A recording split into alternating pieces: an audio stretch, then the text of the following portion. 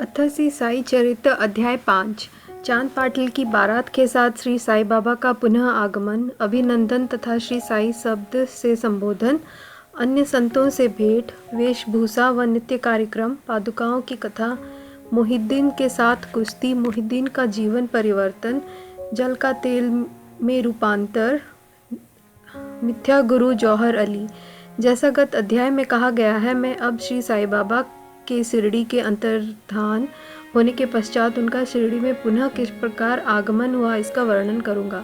चांद पाटिल की बारात के साथ श्री साई बाबा का पुनः आगमन। जिला औरंगाबाद, निजाम स्टेट के धूप ग्राम में चांद पाटिल नामक एक धनवान मुस्लिम रहते थे। जब वे औरंगाबाद जा रहे थे तो मार्ग में उनकी घोड़ी खो गई। 2 मास तक उन्होंने उसकी खोज में घोर परिश्रम किया, परंतु उसका कहीं पता न चल सका। अंत में वे निराश होकर उसकी जीन को पीठ पर लटकाए औरंगाबाद को लौट रहे थे। तब लगभग 14 मील चलने के पश्चात उन्होंने एक आम्र वृक्ष के नीचे एक फकीर को चिलम पीते देखकर तैयार करते देखा, जिसके सिर पर एक टोपी, तन पर कफनी और पास में एक सटका था। फकीर के बुलाने पर चांद पाटिल उनके पास पहुंचे। जीन देखते ही फकीर ने पूछा कि यह जीन कैसी? चांद पाटिल ने निराशा के स्वर में कहा, क्या कहूँ, मेरी एक घोड़ी थी, वह खो गई है और यह उसी की जीन है। फकीर बोले, थोड़ा नाले के ओर भी तो ढूंढो। चांद पाटिल नाले के समीप गए तो अपनी घोड़ी को वहां चरते देखकर उन्हें महान आश्चर्य हुआ। उन्होंने सोचा कि फकीर कोई सामान्य व्यक्ति नहीं वरन कोई उच्च कोटि का मानव दिखलाई पड़ता है। घोड़ी को साथ लेकर जब वे फकीर के पास लौटकर आए तब तक चिलम भरकर तैयार हो चुकी थी। केवल 2 वस्तुओं की और आवश्यकता रह गई थी। एक तो चिलम सुलगाने के लिए अग्नि और द्वितीय साफी को गीला करने के लिए जल की। फकीर ने अपना चिमटा भूमि में घुसेड़ कर ऊपर खींचा तो उसके साथ ही एक प्रज्वलित अंगारा बाहर निकला और वह अंगारा चिलम पर रखा गया। फिर फकीर ने सटके से ज्यों ही बलपूर्वक जमीन पर प्रहार किया त्यों ही वहां से पानी निकलने लगा और उसने साफी को भिगोकर चिलम को लपेट लिया। इस प्रकार सब प्रबंध कर फकीर ने चिलम पी और तत्पश्चात चांद पाटिल को भी दी। यह सब चमत्कार देखकर चांद पाटिल को बड़ा विस्मय हुआ। चांद पाटिल ने फकीर ने अपने घर चलने का आग्रह किया। दूसरे दिन चांद पाटिल के साथ फकीर उनके घर चला गया और वहाँ कुछ समय तक रहा। पाटिल धूप ग्राम का अधिकारी था और बारात शिरडी को जाने वाली थी, इसलिए चांद पाटिल शिरडी को प्रस्थान करने का पूर्ण प्रबंध करने लगा। फकीर भी बारात के साथ ही गया। विवाह निर्विघ्न समाप्त हो गया और बारात कुशलता पूर्वक धूप ग्राम को लौट आई, परंतु वह फकीर शिरडी में ही रुक गया और जीवन पर्यंत वहीं रहा। फकीर को साई नाम कैसे प्राप्त हुआ?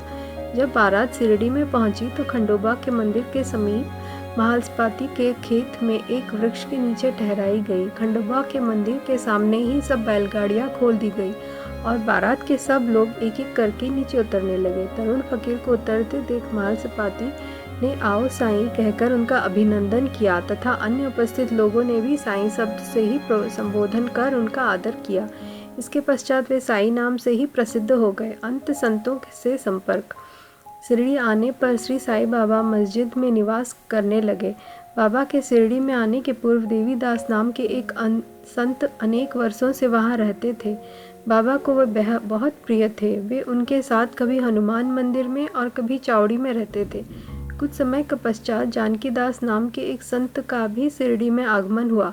अब बाबा जानकीदास से वार्तालाप करने में अपना बहुत से समय व्यतीत करने लगे। जानकीदास भी कभी कभी बाबा के स्थान पर चले आया करते थे और पूना तांबे के श्री गंगागीर नामक एक पारिवारिक वैश्य संत भी बहुधा बाबा के पास आया जाया करते थे। जब प्रथम बार उन्होंने श्री साई बाबा को बगीचा सिंचन के लिए पानी ढोते देखा तो उन्हें बड़ा अचंभा हुआ। वे स्पष्ट शब्दों में कहने लगे कि शिरडी परम भाग्यशालिनी है, जहाँ एक अमूल्य हीरा है। जिन्हें तुम इस प्रकार परिश्रम करते हुए देख रहे हो वे कोई सामान्य पुरुष नहीं है, अपितु यह भूमि बहुत भाग्यशालिनी तथा महान पुण्य भूमि है।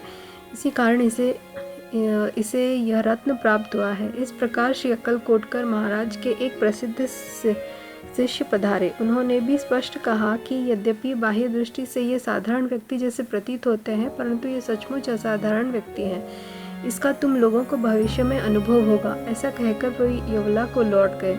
उस समय की बात है जब शिरडी बहुत ही साधारण सा गांव था और साईं बाबा बहुत छोटी उम्र के थे। बाबा का रहन सहन व नित्य कार्यक्रम तरुण अवस्था में श्री साईं बाबा ने अपने केस कभी भी नहीं कटाए और वे सदैव एक पहलवान की तरह रहते थे।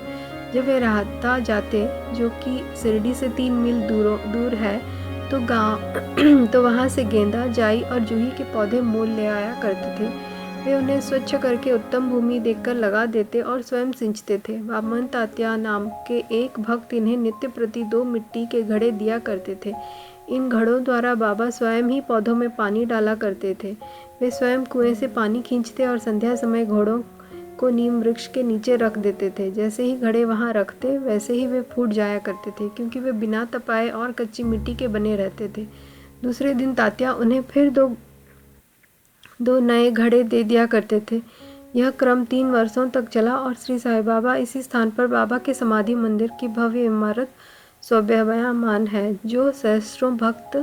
जहाँ सहस्रों भक्त आते जाते हैं। नीम वृक्ष के नीचे पादुकाओं की कथा। श्री अक्कलकोटकर महाराज के एक भक्त, जिनका नाम श्री भाई कृष्ण जी अलीबागकर था, उनके चित्र का नित्य प्रति पूजन किया करते थे। एक समय उन्होंने अक्कलकोटकर सोलापुर जिला जाकर महाराज की पादुकाओं का दर्शन एवं पूजन करने का निश्चय किया, परंतु प्रस्थान करने के पूर्व अक्कलकोटकर महाराज ने स्वप्न में दर्शन देकर उनसे कहा कि आजकल शिरडी में ही मेरा विश्राम स्थल है और तुम वहीं जाकर मेरा पूजन करो। इसलिए भाई ने अपने कार्यक्रम में परिवर्तन कर शिरडी आकर श्री साईं बाबा की पूजा की। वे आनंद पूर्वक शिरडी में 6 मास रहे और इस स्वप्न की स्मृति स्वरूप उन्होंने पादुकाएं बनवाई। सके संग 1834 में श्रावण में शुभ दिन देखकर नीम वृक्ष के नीचे पादुकाएं स्थापित कर दी गई। दादा केलकर तथा उपासनी महाराज ने उनका यथाविधि स्थापन उत्सव संपन्न किया। एक दीक्षित ब्राह्मण पूजन के लिए नियुक्त कर दिया गया और प्रबंध का कार्य एक भक्त सगुण मेरू नायक को सौंपा गया।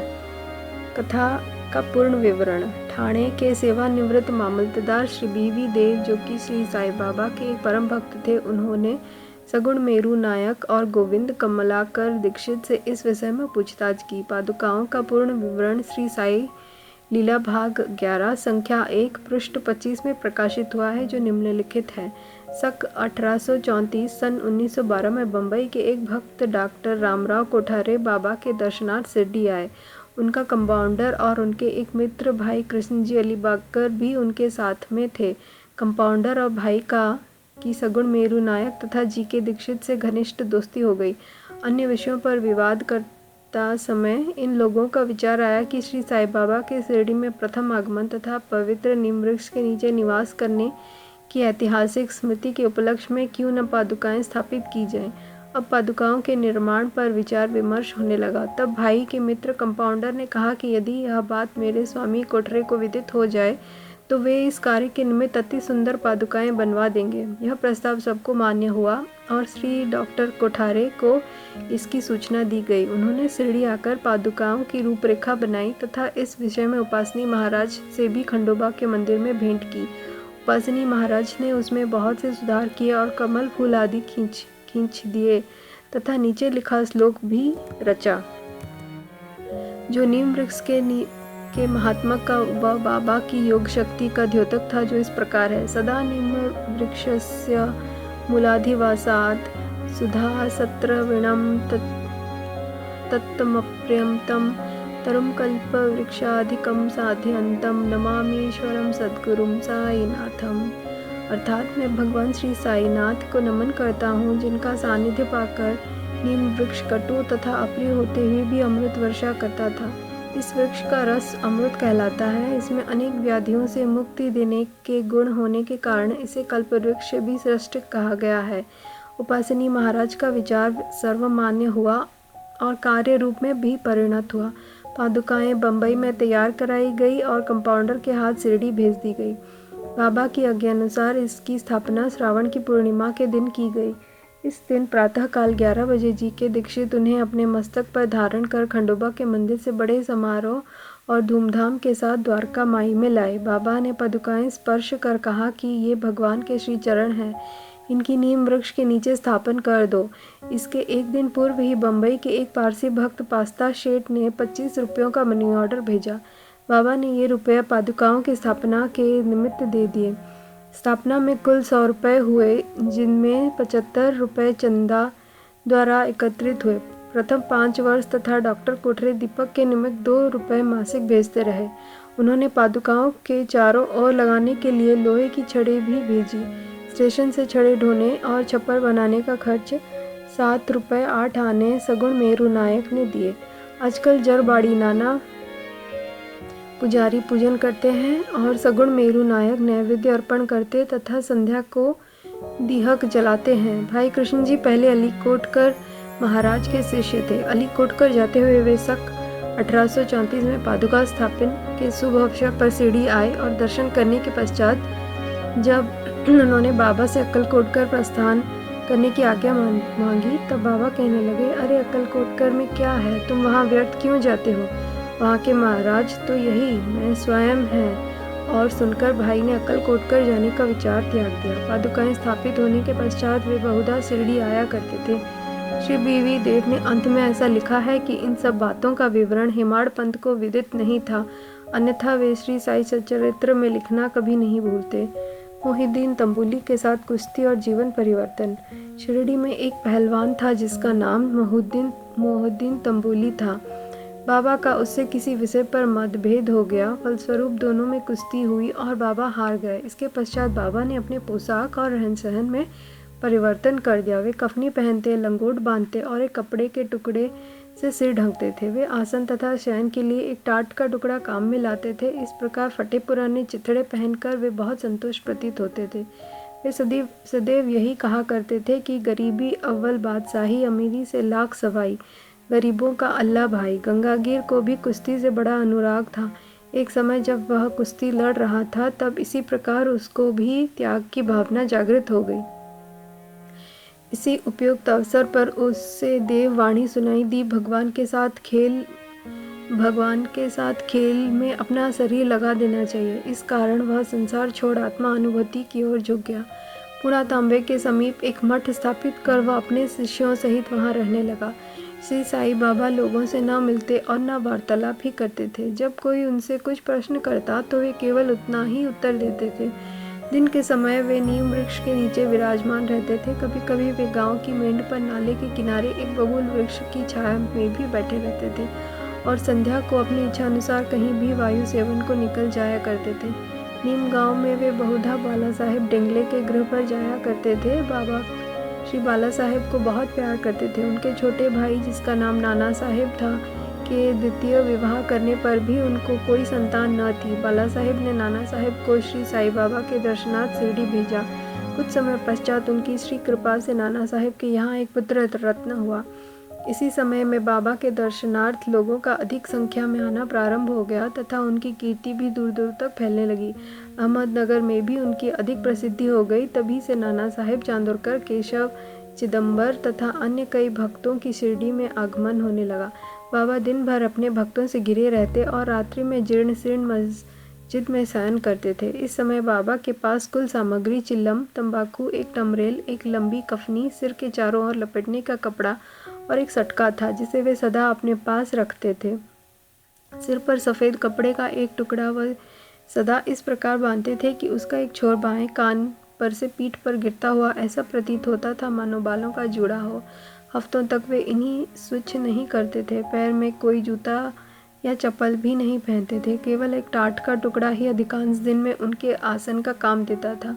वे कौपीन धारण करते और सर्दी से बचने के लिए दक्षिण मुख हो धुनी से तपते थे। वे धुनी में लकड़ी के टुकड़े डाला करते थे तथा अपना अहंकार, समस्त इच्छाएं और समस्त कुविचारों की उसमें आहुति दिया करते थे। वे अल्लाह मालिक का सदा जीवा से उच्चारण किया करते थे। जिस समय मस्जिद में वे पधारे थे उसमें केवल 2 कमरों के बराबर लंबी जगह थी और यहीं सब भक्त उनके दर्शन करते थे। सन 1912 के पश्चात जब कुछ परिवर्तन हुआ, पुरानी मस्जिद का जीर्णोद्धार हो गया और उसमें एक फर्श भी बनाया गया। मस्जिद में निवास करने के पूर्व बाबा दीर्घकाल तक तकिया में रहे।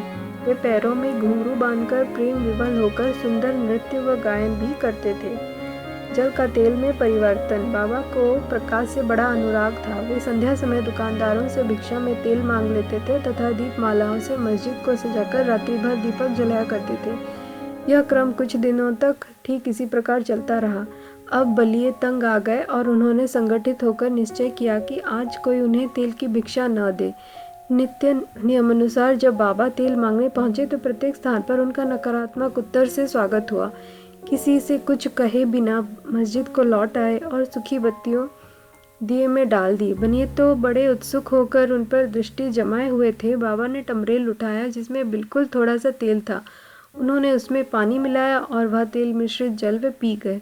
उन्होंने उसे पुनः टीना पाट में उगल दिया और वही तेलीय पानी दियों में डालकर उन्हें जला दिया। उत्सुक बनियों ने जब दीपकों को पूर्ववत रात्रि भर जलते देखा तब उन्हें अपने कृत्य पर बड़ा दुख हुआ और उन्हें बाबा से क्षमा याचना की। बाबा ने उन्हें क्षमा कर भविष्य में सत्य व्यवहार रखने के लिए सावधान किया।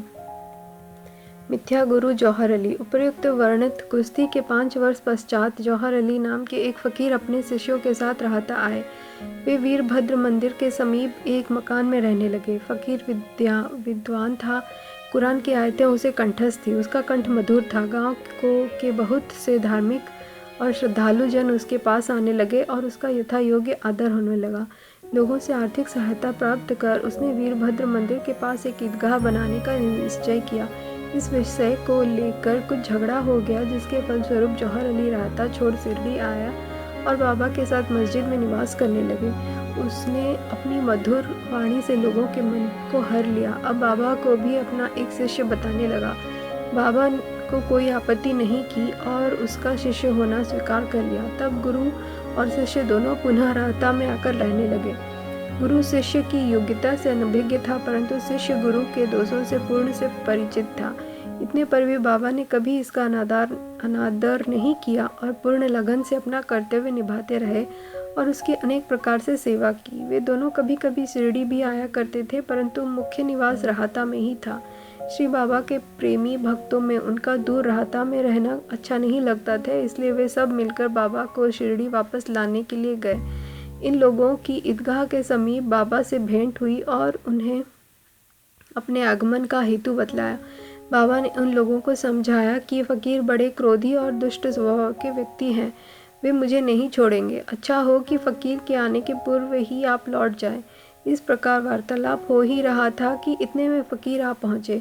इस प्रकार अपने शिष्य को वहाँ से न जाने के कुप्रत्यय देखकर वे बहुत ही क्रुद्ध हुए। कुछ वाद विवाद के पश्चात स्थिति में परिवर्तन हो गया और अंत में यह निर्णय हुआ कि फकीर व शिष्य दोनों ही शिरडी में निवास करें और इसलिए वे शिरडी में आकर रहने लगे। कुछ दिनों के बाद देवीदास ने गुरु की परीक्षा की और उसमें कुछ कमी पाई। चांद पाटिल की बारात के साथ जब बाबा शिरडी आए और उससे 12 वर्ष पूर्व देवीदास लगभग 10 या 11 वर्ष की अवस्था में शिरडी आए और हनुमान मंदिर में रहते थे।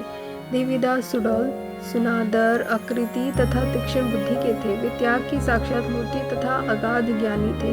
बहुत से सज्जन जैसे तात्या कोते, काशीनाथ व अन्य लोग उन्हें अपने गुरु समान मानते थे। लोग जौहर अली को उनके सम्मुख लाए। विवाद में जौहर अली बुरी तरह पराजित हुआ और शिरडी छोड़ वैजापुर को भाग गया।